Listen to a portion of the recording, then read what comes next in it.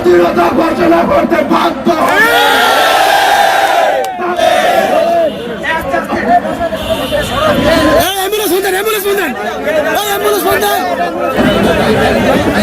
আসসালামু আলাইকুম প্রিয় ঘরবাসী, সবাই কেমন আছেন? আমরা 300 কিলোমিটার পথ পাড়ি দিয়েছি, এই উপদেষ্টারা আমাদের খোঁজ নিতে আসে নাই।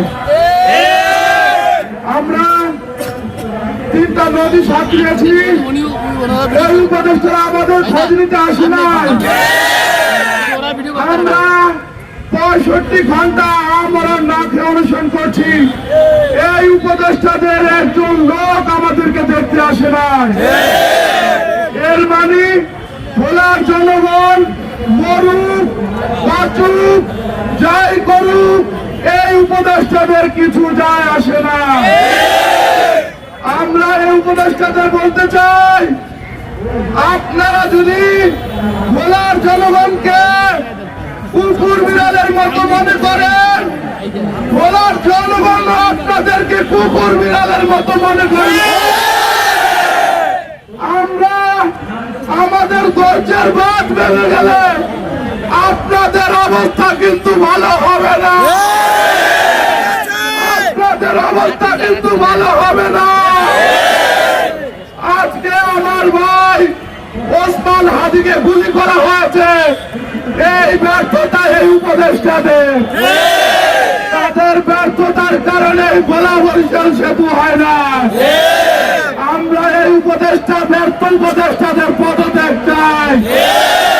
আমরা বলতে চাই, যদি ভোলার মানুষের সাথে আপনারা এরকম বৈষম্য করে ভোলার মানুষ স্বাধীনতা ঘোষণা করতে বাধ্য হবে, তখন ভোলার মানুষকে দায় দিতে পারবে না।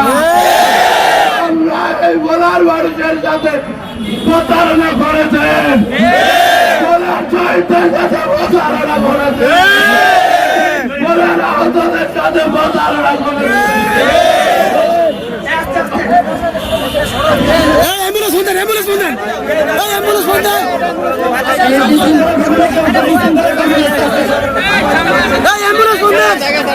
মাথায় একটু পানি দিয়া বাতাস দাও, মাথায় পানি দিয়ে বাতাস করো।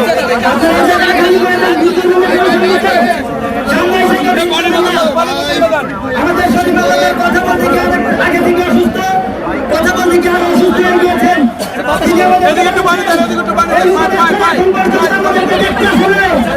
আমাদের জীবনের মূল্য তাদের কাছে নাই, তারা আমাদের জীবনকে মূল্যায়ন করে না, তারা মূল্যায়ন করে কিভাবে কোলা থেকে গ্যাস পেয়ে গেছে গ্যাসের মূল্যায়ন করে। আমরা রক্তের উপর যে সরকারকে বসিয়েছি, আমরা এই